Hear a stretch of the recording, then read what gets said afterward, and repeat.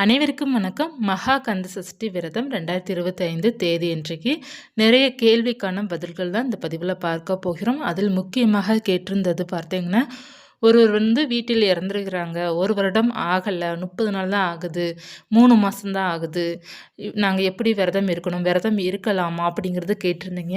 அதற்கான தெளிவான பதிலை நான் சொல்கிறேன். உங்களுக்கு அது உபயோகமாக இருந்தது அப்படின்னா அதை நீங்கள் ஃபாலோ பண்ணிக்கோங்க. அப்படி இல்லைன்னா உங்கள் வீட்டில் சொந்தக்காரங்க வயதான பாட்டி இருப்பாங்க இல்லையா, அவங்கக்கிட்ட நீங்கள் கேட்டு தெரிஞ்சுக்கோங்க. ஏன்னா நம்ம நமக்குன்னு ஒவ்வொன்றும் மாறுபடும் இல்லையா. நம்ம சொல்வது பொதுவாக கருத்து தான் சொல்லுவோம். அந்த பொதுவாகவே எல்லாருக்குமே ஓரளவு பார்த்தீங்கன்னா ரிலேட்டடாக தான் இருக்கும். இருந்தாலும் ஒரு சில விஷயங்கள் ஒரு சில பேர் ஃபாலோ பண்ணுவாங்க. ஸோ நீங்கள் இதையும் நீங்கள் தெரிஞ்சுக்கோங்க. பிற வீட்டில் இருக்கிற பெரியவங்க கிட்ட, பாட்டிங்கிட்ட கேளுங்க, அவங்க கரெக்டாக நமக்கு சொல்லுவாங்க. அதே போல் மாதவிடாய் ஆயிடுச்சு, விரதம் இருக்கலாமா அப்படிங்கிறதும் கேட்டிருந்தீங்க.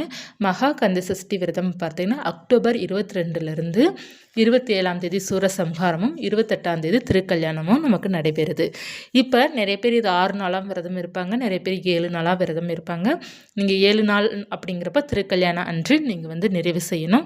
நீங்கள் 6 நாள் தான் விரதம் இருக்கிறீங்க அப்படின்னா சூரசம்ஹாரம் அன்று மாலை நேரம் நீங்கள் விரதம் நிறைவு செய்து கொள்ளலாம். நீர் குடித்து நம்ம விரதம் இருக்கலாம், மிளகு சாப்பிட்டு விரதம் இருக்கலாம், பால் பழங்கள் எடுத்துகிட்டு நம்ம விரதம் இருக்கலாம். ஸோ நம்மளுடைய உடலுக்கு ஏற்றப்போல் நம்ம விரதம் இருந்துக்கலாம். யாரெல்லாம் விரதம் இருக்கணும் அப்படின்னா, குழந்தை பாக்கியத்திற்காக வழிபாடு செய்பவர்கள், எந்த வேண்டுதல் இருந்தாலும் விரதம் இருந்து நம்ம வழிபாடு செய்யணும் விருப்பம் இருக்குது அப்படின்னு நீங்கள் அந்த மாதிரி விரதம் இருந்து வழிபாடு செய்யலாம். அப்படி இல்லைன்னா நீங்கள் பூஜை மட்டும் செய்து கொள்ளலாம். இதில் நிறைய பேருக்கு கன்சீவாக இருக்கும்போது விரதம் இருக்கலாமான்னு கேட்குறீங்க. கர்ப்பமாக இருக்கும்போது விரதத்தை தவிர்ப்பதான் ரொம்ப நல்லது. ஏன்னா நம்ம நம்ம வயிற்றுக்குள்ள ஒரு உயிரை வைத்திருக்கும்போது நம்ம விரதம் இருக்கிறத கொஞ்சம் தவிர்த்துட்டு அடுத்த வருடம் நீங்கள் விரதம் இருக்கலாம். அதே மாதிரி நிறைய பேர் ஃபீட் பண்ணுறவங்க, குழந்தைங்க பால் கொடுக்குறவங்களும் பார்த்தீங்கன்னா நல்லா சாப்பிட்டா தானே பால் சுரக்கும். அதனால் நீங்கள் விரதத்தை அதற்கடுத்த வருடம் நீங்கள் பண்ணிக்கிடலாம். இப்போ நம்ம இந்த வருடம் மட்டும் நமக்கு சஷ்டி விரதம் வரப்போகிறது கிடையாது. வருடம் வருடம் நமக்கு வரும். அதனால் நமக்கு எப்படி சூழ்நிலை இருக்கோ அதற்கேற்றப்போல் நம்ம விரதம் இருந்து வழிபாடு செய்யலாம், பூஜை மட்டும் நான் செய்து கொள்ளலாம். சரிங்களா. இப்போ 7 நாள் 6 நாள் வழிபாடு செய்ய முடியல அப்படின்னா கூட ஒரே நாள் கூட நம்ம விரதம் இருந்தும் வழிபாடு செய்பவர்களும் நிறைய பக்தர்கள் முருகனுக்கு இருக்கிறாங்க. ஸோ நம்மளுடைய சூழ்நிலைக்கு ஏற்றப்போல் தான் எப்போதுமே இருக்க வேண்டும்.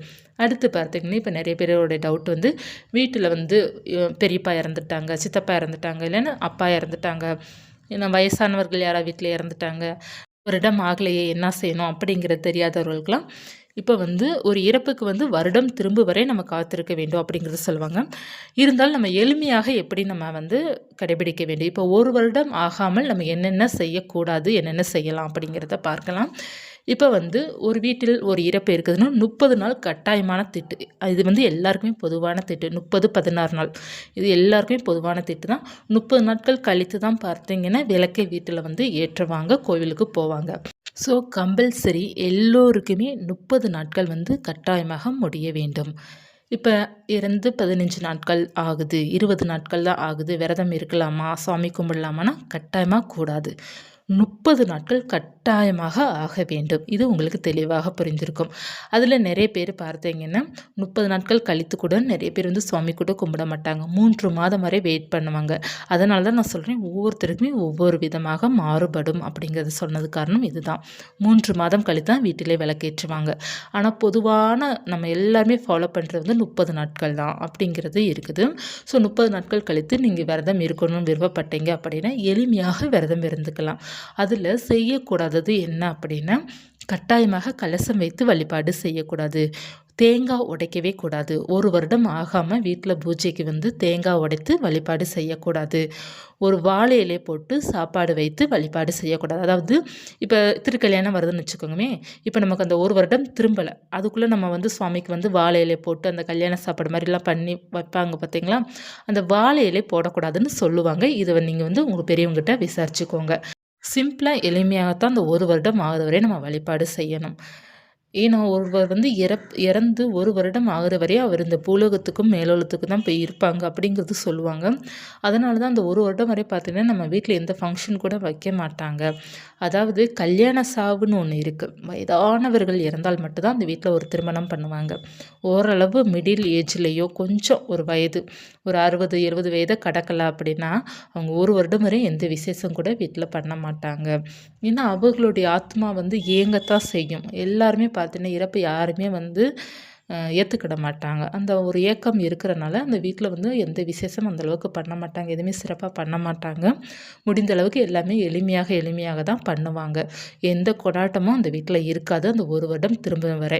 அதற்கடுத்து அந்த ஒரு வருடம் ஆன பிறகு தான் அவங்களுக்கான அந்த திதி கொடுக்குறது எல்லா ப்ரொசீஜரையும் முடிச்சுட்டு தான் அதற்கப்புறம் தான் எல்லாமே பண்ணுவாங்க. ஸோ வந்து நம்ம நிறைய ஃபாலோ பண்ணணும். அவங்களுக்குன்னு ஒரு மரியாதை கொடுத்து ஒரு வருடம் வரை பார்த்தீங்கன்னா ஒரு சில விஷயங்கள் நம்ம தவிர்ப்பதே மிக மிக நல்லது.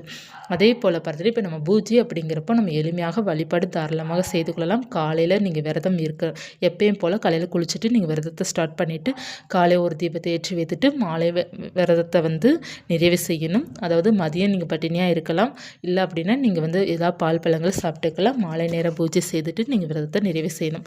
நீங்கள் 6 நாள் விரதம் இருந்தாலும் சரி, 7 நாள் விரதம் இருந்தாலும் சரி, இதே ப்ரொசீஜர் தான் நீங்கள் 7 நாளும் ஃபாலோ பண்ணணும். மிளகு விரதம் இருக்க போகிறீங்க அப்படின்னாலும் சரி, நீர் விரதம் இருக்க போகிறீங்க அப்படின்னாலும் சரி, அதாவது தண்ணீர் மட்டும் நான் குடிச்சு விரதம் இருக்க போகிறேன் அப்படி இருந்தாலும் சரி, எல்லாத்துக்குமே சேம் ப்ரொசீஜர் தான். காலை ஸ்டார்ட் பண்ணி மாலை நிறைவு செய்துட்டு தினமும் 6 அல்லது 7 நாளோ நீங்கள் நிறைவு செய்து கொள்ளலாம். 7வது நாள் அப்படிங்கிறப்போ திருக்கல்யாணம் நம்ம ஊரில் எப்போ முடியுதோ அப்போ தான் நீங்கள் நிறைவு செய்து கொள்ளலாம். காலை அல்லது மாலை. 7வது நாள் மாலை நேரம் தான் பொதுவாக எல்லா கோவிலும் திருக்கல்யாணம் பண்ணுவாங்க. மாலை கூட நீங்கள் 6 மணிக்கு நிறைவு செய்து கொள்ளலாம். இவ்வளோதாங்க எளிமையாக. 30 நாள் ஆனாலே நீங்கள் வந்து விளக்கேற்றி வச்சு சுவாமி கும்பிட்டுக்கலாம், முருகனை கும்பிட்டுக்கலாம். இப்போ வந்து அதே போல் வந்து மாதவிடாய் இருக்கிறவங்க, இப்போ மாதவிடாய் பார்த்தீங்கன்னா இப்போ அக்டோபர் 22 நமக்கு சஷ்டி வருது. ஒரு 24 உங்களுக்கு வந்து பீரியட்ஸ் ஆயிடுது அப்படின்னா 22ஆம் விளக்கேற்றி வச்சு நல்லா சிறப்பாக வழிபாடு செய்திருக்கீங்க. 24ஆம் எதிர்பாராமல் உங்களுக்கு வந்து டேட் ஆகிடுச்சு அப்படின்னாலும் கவலைப்படாதீங்க. நீங்கள் பூஜை அறைக்குள்ளே மட்டும் போகாமல் இருங்க. மற்றபடி இந்த விரதத்தை வந்து கண்டினியூ பண்ணுங்கள். விளக்கு மட்டும்தான் உங்கள் கையால் ஏற்ற முடியாது. மற்றபடி நீங்கள் விரதம் எப்போயுமே இருக்கிறது போல் நீங்கள் இருந்துட்டு வரலாம். வீட்டில் வந்து உங்களுக்கு ஹெல்ப்புக்கு ஆள் இருக்கிறாங்க அப்படின்னா அவங்கள விளக்கேற்றி வைக்க சொல்லலாம். இல்லை யாருமே இல்லை அப்படின்னாலும் பிரச்சனையே இல்லை. ஏன்னா இப்போ ஒரு வீட்டில் வந்து சின்ன குழந்தைங்க இருக்காங்க அப்படின்னா அவங்கள விளக்கேற்ற சொல்ல முடியாது. ஆண்கள் வந்து விளக்கு ஏற்ற மாட்டாங்க. ஒரு சில பேர் வந்து சொல்கிறது காதில் கூட வாங்க மாட்டாங்க. ஸோ அந்த மாதிரி இருக்கிறாங்க அப்படின்னா கூட ஒன்றும் பிரச்சனை இல்லை. நீங்கள் வந்து விரதத்தை மட்டும் கண்டினியூ பண்ணுங்கள். அப்படியே இருக்கட்டும். சஷ்டி கவசம் நீங்கள் பாராயணம் பண்ணுங்கள். நீங்கள் எப்படி விரதம் இருக்கிறீங்களோ அதே 7 நாள் வரை நீங்கள் கண்டினியூ பண்ணிக்கோங்க.